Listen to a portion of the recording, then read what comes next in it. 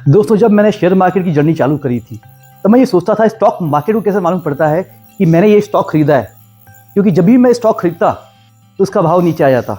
ऐसा एक बार नहीं, दो बार नहीं, कई बार ऐसा हुआ कि जब मैंने स्टॉक खरीदा उस समय मार्केट नीचे आ गया या वो स्टॉक का प्राइस टूट गया।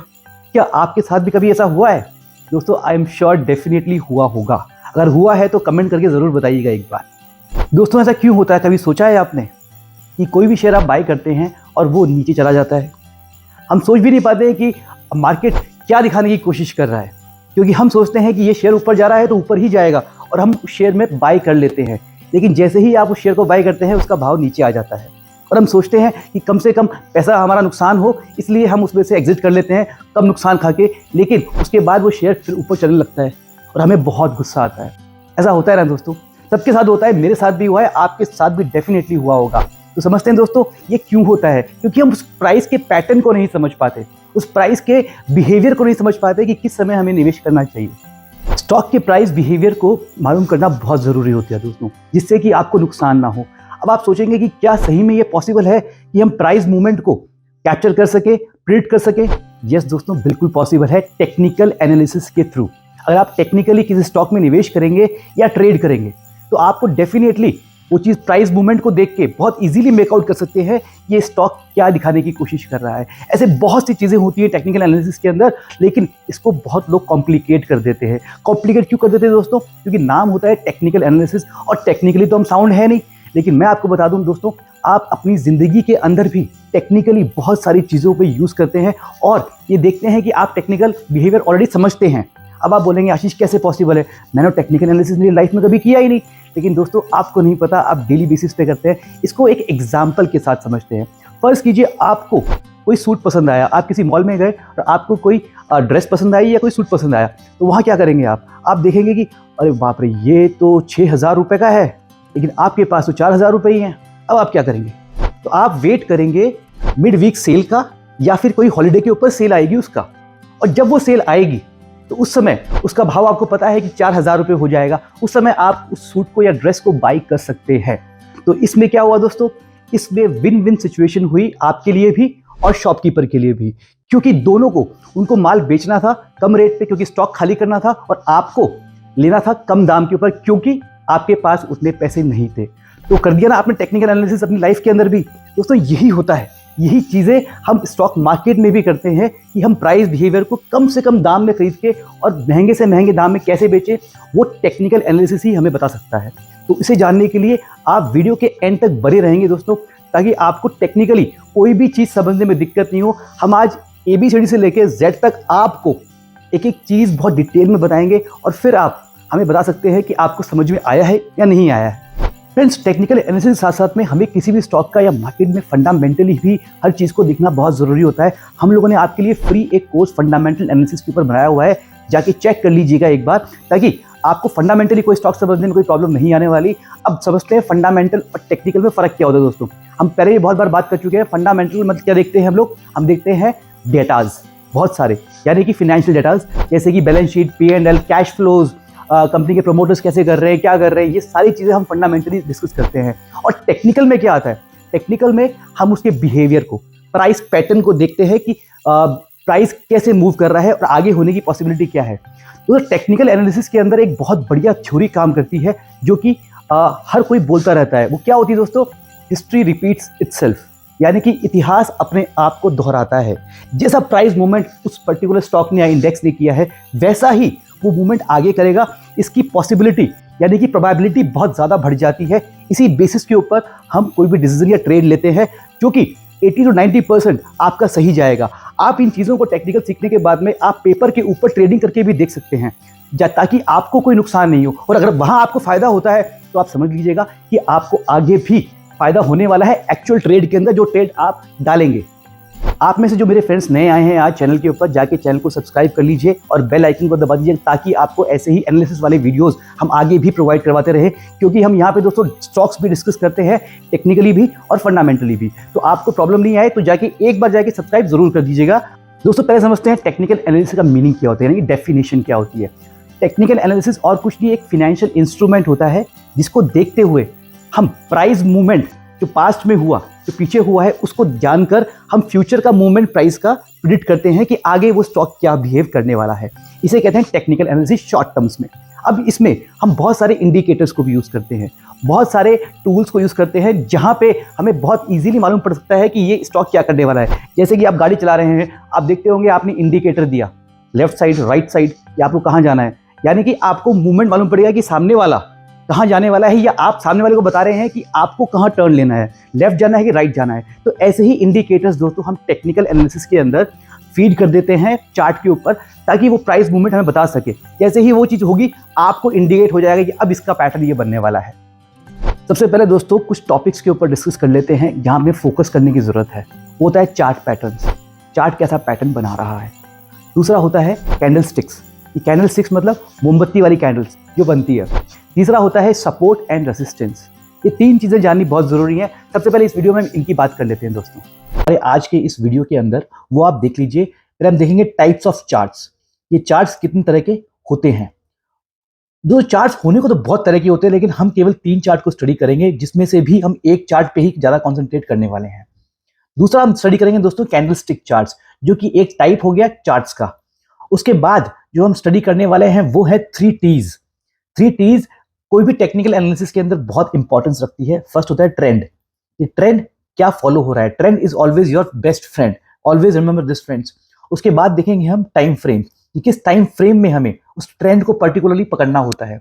उसके अलावा हम स्टडी करेंगे टेक्निकल एनालिसिस में टेक्निकल टूल्स की, ये टूल्स कौन कौन से हम यूज कर सकते हैं, जो बेस्ट टूल्स होते हैं उनकी हम स्टडी करने वाले हैं। उसके बाद हम जो सीखेंगे वो सीखने वाले हैं सपोर्ट और रेजिस्टेंस के। कोई भी स्टॉक का या इंडेक्स का सपोर्ट रेजिस्टेंसेस क्या क्या होते हैं उनकी हम स्टडी करते हैं। चलते सबसे पहले दोस्तों टाइप्स ऑफ चार्ट्स के ऊपर, कि चार्ट्स कितने टाइप के चार्ट्स ऑलरेडी मार्केट में होते हैं। तो होता है, पहला होता है लाइन चार्ट। लाइन चार्ट का मतलब क्या होता है दोस्तों, जब भी कोई प्राइस लाइन से निकलते हुए बनती है उसे हम लाइन चार्ट कहते हैं। ये आपने स्कूल में बहुत स्टडी पहले से किया हुआ होगा। हम इसको एक बार चार्ट पे चल के देखते हैं। ये टीसीएस का चार्ट है, इसको अगर हम लाइन चार्ट के ऊपर लेके चलें तो क्या चार्ट बनता है दोस्तों। सी, ये जो शेयर के प्राइस का मोमेंट है, ये आप देख पा रहे होंगे, ये पूरा का पूरा मोमेंट जब बनता है तो उसे बोलते हैं लाइन चार्ट। यहाँ क्लोजिंग आई, यहाँ फिर यहाँ क्लोजिंग आई, यहाँ क्लोजिंग आई। लेकिन लाइन चार्ट में आपको एक मोटा मोटा आइडिया जरूर लग जाता है कि शेयर का भाव का मोमेंट किस तरफ चल रहा है, लेकिन आप उसके मोमेंट को कैप्चर नहीं कर पाते हैं, जस्ट बिकॉज क्योंकि आपको ये ट्रेंड मालूम पड़ गया, लेकिन ट्रेंड में कहाँ एंट्री करनी है, कहाँ एग्जिट करनी है, ये आपको मालूम नहीं पड़ पाएगा लाइन चार्ट के अंदर। इसलिए लाइन चार्ट को हम केवल और केवल एक एनालिसिस के अंदर की ट्रेंड क्या चल रहा है मार्केट में उसके लिए यूज कर सकते हैं। उसके बाद जो हमें देखना होता है वो होता है बार चार्ट। दोस्तों बार चार्ट को भी हम एक बार यहीं पे स्टडी करते हैं कि यहाँ ऑप्शन दिया हुआ है। वैसे तो बहुत सारे चार्ट्स होते हैं, कई तरह के चार्ट, लेकिन 3 चार्ट से जनरली ट्रेडर्स और इन्वेस्टर्स मार्केट में फॉलो करते हैं। तो दूसरा होता है बार चार्ट। बार चार्ट कुछ इस तरीके से दिखता है दोस्तों, ये होती है बार्स, ये होता है इसका ओपनिंग, ये होता है क्लोजिंग, ये होता है हाई, ये होता है लो। उसके अलावा ये देखना होता है, वो होता है तीसरा जो हम देखते हैं वो होता है कैंडलस्टिक चार्ट्स, जो हमें अपनी लाइफ के अंदर पूरा का पूरा ढाल लेना है। कैंडल्स दोस्तों कई तरह की कैंडल्स हो सकती हैं। देखिए कितने तरह की कैंडल्स आपको देखने को मिल रही हैं यहाँ के अंदर। रेड कैंडल है, ग्रीन कैंडल है, कोई छोटी कैंडल, कोई बड़ी कैंडल है। लेकिन हमें कैंडल्स के देख के ये कैसे मालूम करें कि ये कैंडल क्या बोलना चाह रही है और प्राइस पैटर्न क्या फॉलो करवाना चाह रहा है, ये हमें देखना होता है। तो इस चीज के लिए हम स्टडी करने वाले हैं कैंडलस्टिक चार्ट को। तो कैंडलस्टिक चार्ट क्या बताती है, क्या होती है, ये आपको मैं दिखाता हूं दोस्तों। ये 2 तरह की कैंडल्स हम समझ चुके हैं, ग्रीन कैंडल होती है, रेड कैंडल होती है। अगर हम फर्ज करें कि ये ग्रीन कैंडल और रेड कैंडल दोनों कैंडल्स एक साथ खड़ी हुई हैं, तो हम कैसे जज करेंगे कि कैंडल्स क्या बताना चाह रही है। इसके लिए हमें इस कैंडल के हाई लो को समझना होता है। 4 चीजें जो हम देखते हैं किसी भी कैंडल्स के अंदर वो होती हैं दोस्तों, कि ओपनिंग किस लेवल पे हुई है, किसी भी समझ लीजिए कोई भी शेयर का, या फिर गिरावट, या फिर समझ लीजिए उसकी कहां तक वो गया है, वो देखने के लिए रेड कैंडल हमें देखनी होती है। रेड कैंडल में क्या होता है, ये देखिए किसी भी कैंडल के अंदर ये होती है बॉडी, किसी भी कैंडल की बॉडी, जो टेक्निकल टर्म्स पे हम कहते हैं, और इसको बोलते हैं विग। इसको बोलते हैं विग, यानी कि मोमबत्ती के ऊपर आप देखते होंगे वो जो धागा होता है उस टाइप की ये होती है, इसको बोलते हैं विग। तो इसके अंदर दोस्तों हम क्या देखें कि हाई कहां गया है और लो कैसे गया है, ये कैसे मालूम पड़े। जब भी कोई रेड कैंडल बनेगी, दैट मीन्स ओपनिंग हुई है यहां पे, इस जगह ओपनिंग हुई है और यहां क्लोज हुआ है। उसके अलावा उस पर्टिकुलर स्क्रिप्ट ने ऊपर तक यहां तक का हाई बनाया है और यहां तक का लो बनाया है, लेकिन क्लोजिंग दी है यहां पे। तो वो रेड कैंडल आपको दिखाई दे देगी कि ये खुला ऊपर था और क्लोज नीचे आया है। वैसे ही ग्रीन कैंडल में जस्ट अपोजिट होता है दोस्तों। कोई भी शेयर या भाव, समझ लीजिए वन डे की कैंडल है, तो यहां ओपन हुआ, यहां क्लोज हुआ, हाई बनाया यहां तक और लो बनाया यहां तक, लेकिन क्लोजिंग इसको ऊपर मिली है। तो इसको एक हरे झंडे की तरह से हमने मान लिया कि ये इसमें आज ओपनिंग होकर ऊपर तक ये शेयर गया हुआ है या फिर मार्केट गया हुआ है। वैसे ही अगर ऊपर खुल के नीचे आए, दैट मीन्स ये हो चुका है नीचे का ट्रेंड। तो दोस्तों ये हो गई कैंडल्स की। कैंडल्स के क्या हमें देखना होता है कि कैंडल्स देख के हम मेकआउट कैसे करें। जैसे कि आप यहां देखते हैं, इस जगह आप देखते हैं कैंडल्स बन रही है, यहां पे भी टीसीएस की कैंडल के अंदर ये एक दिन का चार्ट हो गया, 1 फरवरी का चार्ट, ये वो वाला कैंडल है 1 फरवरी की। 1 फरवरी कैंडल में क्या हुआ है दोस्तों, ये 1 फरवरी कैंडल देख पा रहे होंगे, नीचे आ रहा है 1 फरवरी। यहां इस शेयर ने, टीसीएस के शेयर ने यहां ओपनिंग करी थी, यहां क्लोजिंग करी है, ये ऊपर का इसका हाई बना था और ये इसका लो बना था। वैसे ही सेम यहां टीसीएस के शेयर की 31 जनवरी को ओपनिंग हुई थी और वहां सीधे गिरते गिरते गिरते गिरते गिरते ये यहां पे इसने क्लोजिंग दी है। लेकिन गया गया कहां तक था, गया यहां तक था दोस्तों, 3351 तक गया था और उसके बाद में 3358 की इसकी क्लोजिंग हाई है। इस तरीके से आप कोई भी कैंडल स्टिक को बहुत इजीली मेकआउट प्रॉपर्ली कर सकते हैं। तो ये हो गई कैंडल्स की बातें दोस्तों। अब चलते हैं अपने 3 टीज के ऊपर कि 3 टीज में हमें क्या देखना होता है, वो बहुत इंपॉर्टेंट होता है। फर्स्ट होता है ट्रेंड। जैसे कि आपको बताया हुआ हमने, trend is your best friend. Trend जो फॉलो करते हैं उनको कभी प्रॉब्लम नहीं आती मार्केट में। अगर एक बार शेयर नीचे भी आ जाए तो भी वो रिट्रेस करके ऊपर निकल ही जाता है। दूसरा होता है टाइम फ्रेम। टाइम फ्रेम का मतलब क्या होता है, जैसे हमने स्टडी किया कि वन डे की कैंडल है वो, तो वैसे ही दोस्तों 5 मिनट की कैंडल भी निकल सकती है और साथ में 1 मिनट की भी निकल सकती है, 1 सेकंड की भी निकल सकती है और 1 महीने की भी एक कैंडल हो सकती है। जैसे कि यहां हम देख पा रहे हैं, यहां हमने वन डे की कैंडल लगाई हुई है, यहां हम लगाई हुई है वन डे की कैंडल। अगर हम इसको वन डे की कैंडल की बजाय हमें 1 सेकंड कैंडल लगा दें तो ये 1 सेकंड की कैंडल बन जाती है। यही हम अगर इसको 1 मिनट की कैंडल लगा दें तो, जस्ट मिनट, ये हो गई है दोस्तों 1 मिनट की कैंडल। वैसे ही अगर हम यहां पे 1 घंटे की कैंडल लगा दें और सोचिए कि 1 घंटे में इस पर्टिकुलर स्क्रिप्ट ने क्या किया है, तो ये 1 घंटे की कैंडल निकल के आ गई। इस पूरे 1 घंटे के अंदर क्या किया, 9:15 पे ये शेयर खुला था, ये 9:15 पे 9:10 तक कहां गया, 9:10 तक ये यहां तक गया है। दैट मीन्स ये हो गई टाइम फ्रेम। हम डिफरेंट डिफरेंट टाइम फ्रेम्स पे जाके ये डिसाइड कर सकते हैं कि शेयर के अंदर क्या मोमेंटम बना हुआ है। तो टाइम फ्रेम में ये चीजें स्टडी करते हैं। और तीसरा होता है टेक्निकल टूल्स। टेक्निकल टूल्स में भी बहुत सारी चीजें होती है जो हम स्टडी करने वाले हैं। तो दोस्तों अब हम चलते हैं सीधे अपने टाइप्स ऑफ ट्रेंड्स पे। ट्रेंड्स के कितने तरह के टाइप्स होते हैं दोस्तों। मार्केट में 3 तरह के ट्रेंड्स होते हैं। एक होता है अप ट्रेंड, दूसरा होता है डाउन ट्रेंड और तीसरा होता है साइडवेज ट्रेंड। ये देखिए दोस्तों, ये होते हैं upward trend, down trend and sideways trend. अब इनको एक एक करके समझते हैं ताकि हमें अंडरस्टैंडिंग प्रॉपर्ली मिल पाए। पहले चलते हैं अप ट्रेंड के ऊपर। दोस्तों जब कोई भी स्टॉक या इंडेक्स अप ट्रेंड में होता है तो उसमें हायर हाइज और हायर लोज बनते हैं। इस टाइप से देखिए, इस टाइप से, यानी कि जो इसका हाई होता है या इसका जो हायर लो होता है वो अपने प्रीवियस लो को ब्रीच नहीं करता, प्रीवियस लो को ब्रीच नहीं करता, और हाई भी प्रीवियस हाई को ब्रीच नहीं करता। उसको बोलते हैं higher highs and higher lows.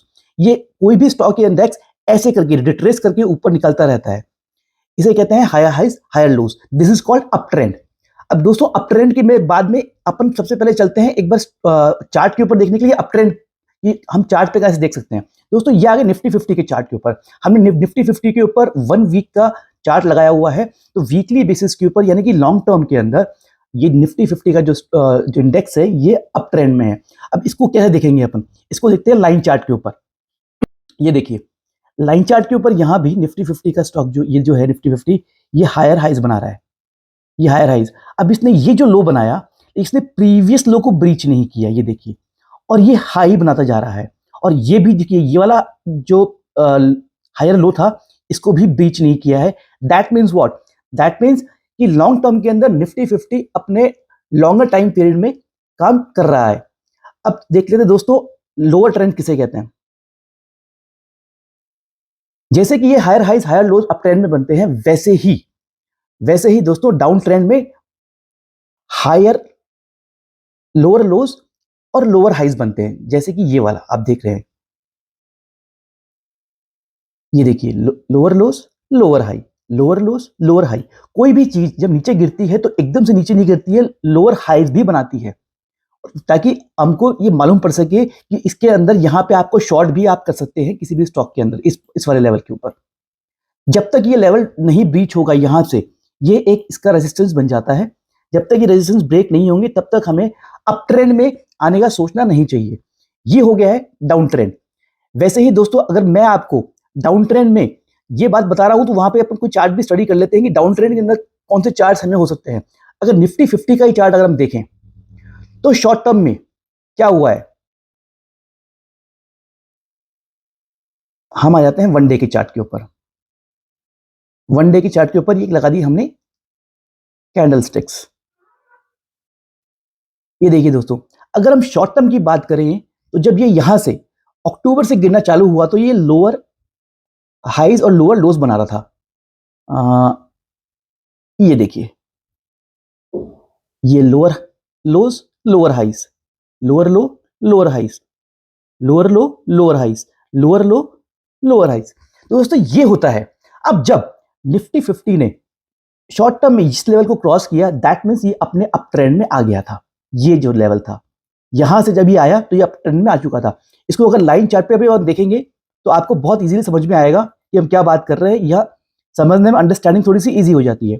ये देखिए, lower lows lower highs, lower lows lower highs, lower lows lower highs, lower lows lower high. तो यहां पे आप बहुत इजीली समझ पा रहे होंगे कि शॉर्ट टर्म के अंदर निफ्टी 50 का जो चार्ट था वो एक बार के लिए डाउन ट्रेंड में आ गया था, लेकिन इवेंचुअली जब इसने लोअर लोज को अपने लोअर हाइज को अपने काटा, उसके बाद में ये अप ट्रेंड में आ चुका था।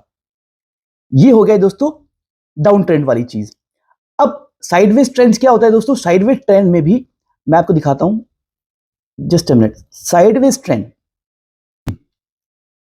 ये देखिए साइडवेज ट्रेंड में क्या होता है, कोई भी स्टॉक या इंडेक्स एक जोन में फंस जाता है, एक जोन में आके फंस जाता है। ये देखिए, ये देखिए, ये इसके लिए ऊपर वाला जो है ये बन जाता है रेजिस्टेंस, और नीचे वाला जो बन जाता है वो बन जाता है सपोर्ट।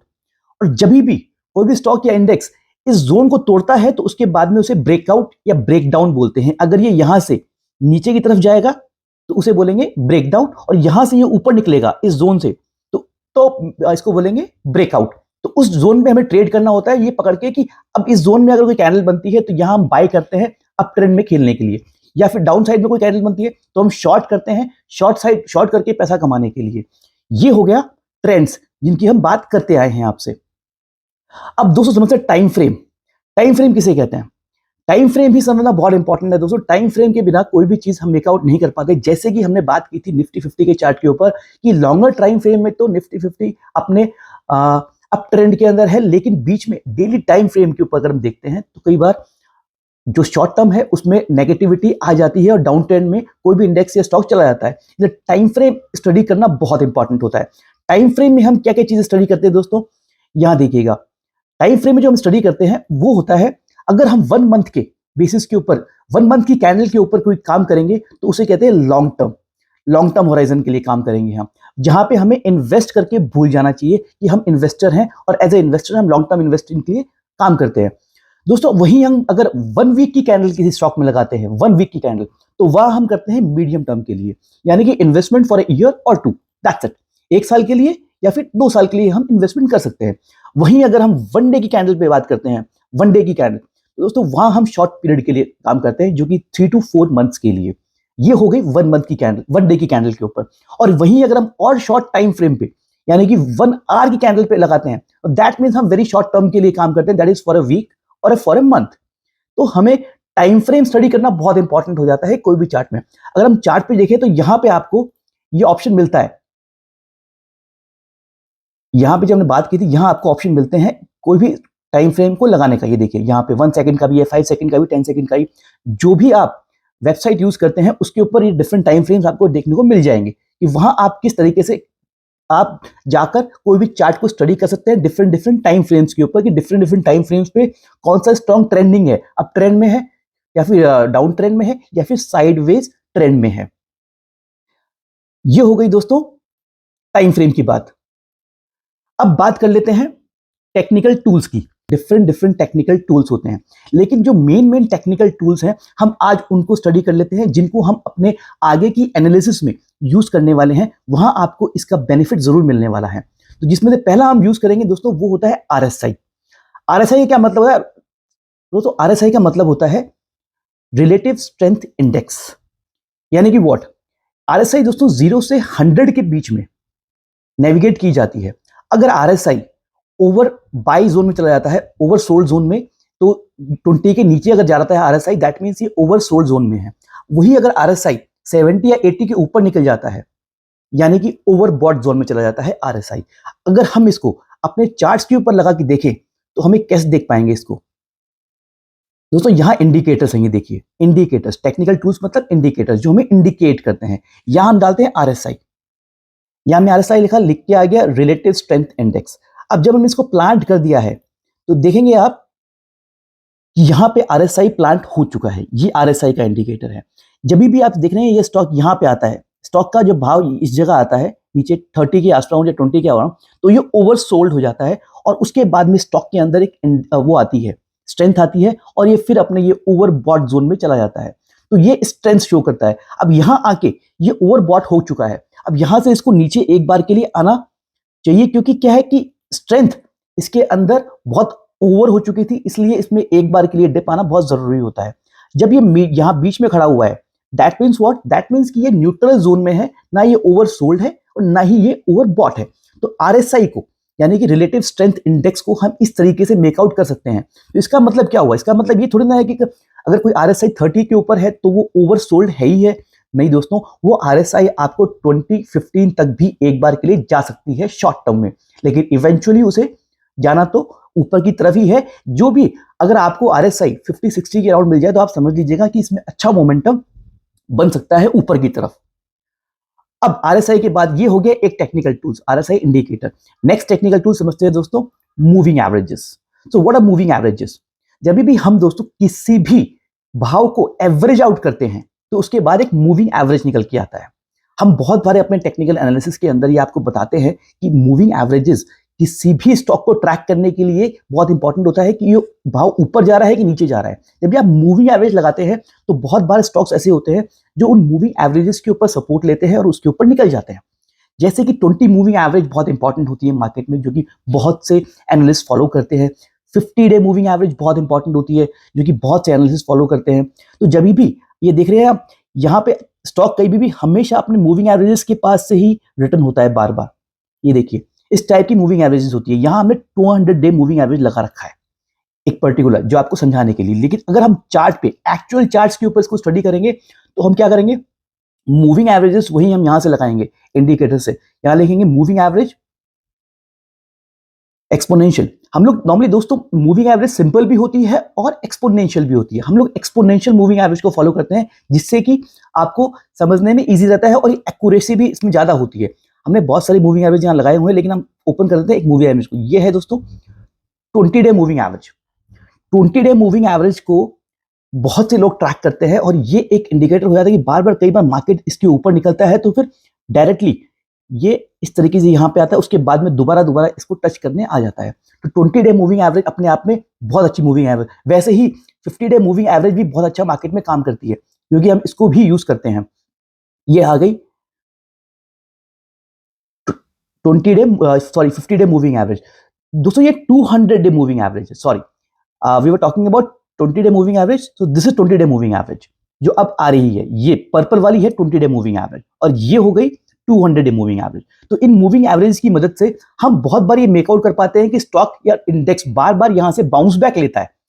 तो उसके बाद हम अपनी इन इंडिकेटर्स को यूज करके हम बहुत बार ट्रेड को इनिशिएट कर पाते हैं, और फिर ये समझ पाते हैं कि हाँ, इस मूविंग एवरेज से बार बार स्टॉक या पर्टिकुलर इंडेक्स वापस जा रहा है। ये हो गई मूविंग एवरेजेस, जिसको आप अपने इंडिकेटर को लगा सकते हैं अपने उसके अंदर। अब बात कर लेते हैं दोस्तों नेक्स्ट इंडिकेटर की, दैट इज एमएसीडी।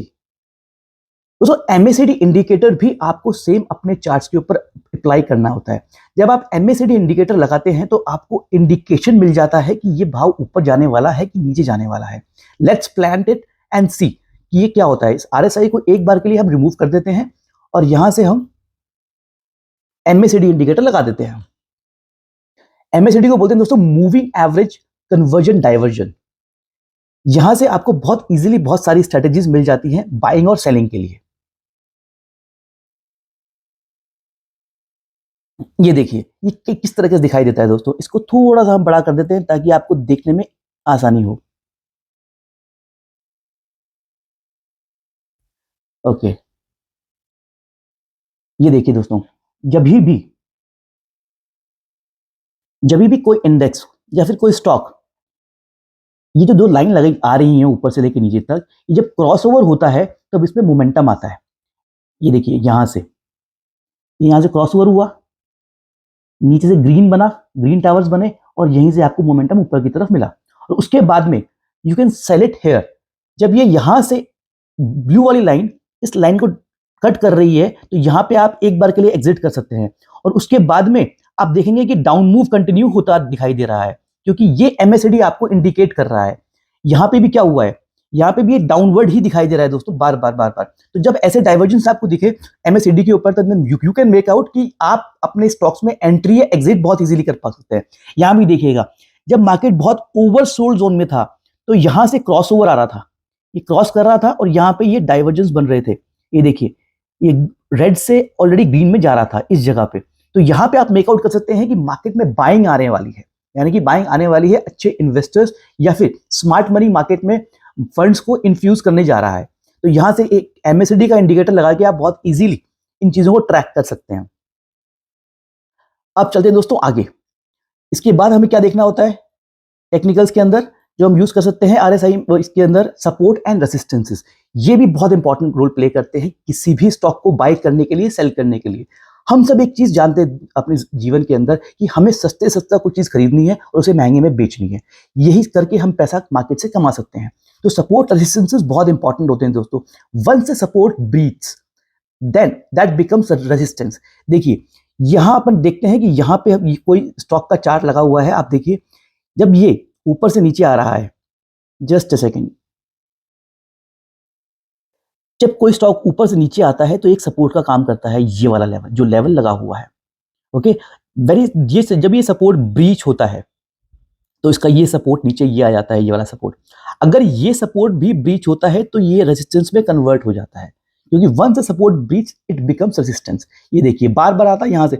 अब यहां से जब इसमें ब्रेकआउट आया तो प्रीवियस वाला ये जो था ये हो गया इसका रेजिस्टेंस यहाँ पे, और उसके बाद दोबारा जब नीचे आया तो ये सपोर्ट बन गया, ये सपोर्ट का काम कर रहा है। और उसके बाद में जब ये रेजिस्टेंस ब्रीच हुआ तो ये देखिए ये यहाँ पे भी आया तो ये सपोर्ट का काम कर रहा है। चलिए दोस्तों, किसी स्टॉक को स्टडी करते हैं ताकि आपकी अंडरस्टैंडिंग और इजी हो सके। चलते हैं कोई चार्ट के ऊपर, TCS के चार्ट के ऊपर चलते हैं दोस्तों। ये TCS का चार्ट है दोस्तों, ये TCS का वीकली चार्ट है। तो वीकली चार्ट में हमें सपोर्ट रेजिस्टेंस हम देखेंगे, निकालने की कोशिश करें तो आपको बहुत इजीली निकल पाएंगे। देखिए ये आ गया TCS का सपोर्ट और ये आ गया ऊपर में रेजिस्टेंस, क्योंकि यहां से बार बार स्टॉक नीचे आके ऊपर जा रहा है। अगर इसको बैक टेस्टिंग करें, इस चीज की बैक टेस्टिंग, तो दोस्तों अब आप देख रहे हैं कि यहीं से ये जो लेवल हमने लगाए हुए हैं, यहीं से ये चीज बार बार सपोर्ट लेके ऊपर निकल जाती है और ये इसका रेजिस्टेंस बन जाता है। इसका एक बार ये जब स्टॉक तोड़ेगा इस रेजिस्टेंस को, यानी कि ये है लेवल 3350 का, TCS ने जब 3350 तोड़ेगा एक बार, तो ये जो इसका रेजिस्टेंस था ये सपोर्ट में कन्वर्ट हो जाएगा ऑटोमेटिकली। क्योंकि पहले ये देखिए, ये पहले एक सपोर्ट का काम कर रहा था, बार बार नीचे आता निकलता, तो इस तोड़ा इसको नीचे, तो ये लास्ट में ये सपोर्ट आ गया इसका। तो ऐसे ही सपोर्ट रेजिस्टेंस दोस्तों स्टॉक्स में काम करते हैं और इंडेक्सेस में भी ऐसे ही ये काम करते हैं। अब देख लेते हैं आगे स्टॉप लॉस। दोस्तों स्टॉप लॉस कहां लगाएं, ये भी बहुत इंपॉर्टेंट चीज हो जाती है, क्योंकि स्टॉप लॉस वही सपोर्ट रेजिस्टेंस वाली चीज कि जहां आपका सपोर्ट टूटता है तो वहां आपका स्टॉप लॉस लगाना लाजमी हो जाता है आपके लिए। ये देखिए, ये आपका एक सपोर्ट था, ये यहां टूटा, यहां आपका स्टॉप लॉस हो गया। ये आपका रेजिस्टेंस था, जब नीचे से कोई आ रहा था, ये टूटा, यहां आप बाई कर सकते हैं। और अगर ये नीचे की तरफ आता है तो यहां पे आप सेल कर सकते हैं दोबारा से, कि हमें अब स्टॉक में इन्वेस्ट नहीं करना है, क्योंकि ये वापस अपने सपोर्ट जोन को ब्रेक कर रहा है, जो कि यहां कर रहा था। अब एक बार दोबारा हम एक बार रिवाइज कर लेते हैं क्या हमने स्टडी करा है आज टेक्निकल एनालिसिस के कोर्स के अंदर। दोस्तों सबसे पहले हम देखे थे चार्ट्स कि कितने तरह के चार्ट्स होते हैं, line chart, bar chart, candlestick chart, और हमें जिसकी जरूरत है कैंडलस्टिक चार्ट की उसको भी हमने डिटेल में स्टडी करा है। उसके बाद हमने देखे हैं 3 T's यानी कि ट्रेंड, टाइम फ्रेम और उसके साथ में टेक्निकल टूल्स कि क्या क्या यूज आ सकते हैं अपने को टेक्निकल एनालिसिस के अंदर। उसके बाद हमने स्टडी किया है सपोर्ट एंड रेजिस्टेंसेस को, और उसके साथ ही वहीं पे हमने स्टडी किया है स्टॉप लॉसेस को कि कैसे हमें स्टॉप लॉसेस को प्लांट करना है अपने चार्ट के ऊपर। और उसके बाद अगर आपको ये सारा वीडियो आपने देखा है प्रॉपरली तो दोस्तों मैं आपको बता दूं आप 90% टेक्निकल्स की जहां जरूरत है वो पूरी हो चुकी है, और आप अब दुनिया के किसी भी चार्ट को देख के स्टडी कर सकते हैं कि इसका टेक्निकल सपोर्ट कहां आ रहा है, इसका रेजिस्टेंस कहां आ रहा है और चार्ट को कैसे स्टडी करना है। दोस्तों अगर आपको ये वीडियो पसंद आया हो तो लाइक, शेयर और सब्सक्राइब जरूर कीजिएगा, अपने दोस्तों के साथ भी इसको शेयर कीजिएगा ताकि उनको भी टेक्निकली हर चीज को समझने में कोई दिक्कत परेशानी न हो उनकी लाइफ के अंदर। एंड ऑलवेज आपको ऐसे ही लर्निंग्स हम आपकी प्रोवाइड करवाते रहेंगे, because as we always say learning is earning, so happy learning.